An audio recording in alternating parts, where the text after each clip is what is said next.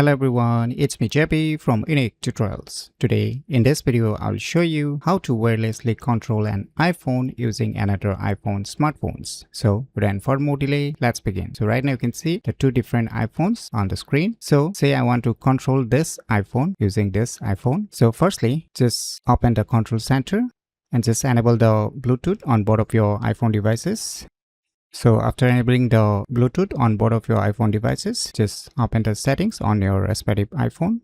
And now just click on this accessibility option. Now just scroll up. You can see here, control nearby devices. Just click on it. Now just click on this control nearby devices.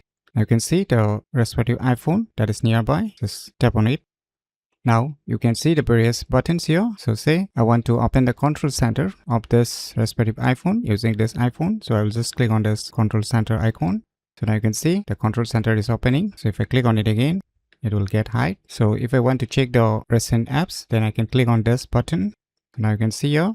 And if I want to see the notifications, I can click on this notification button. So you can see. And if I go to the home section, then I can click on this home button. So you can see, I'll move to the home and there are more options here.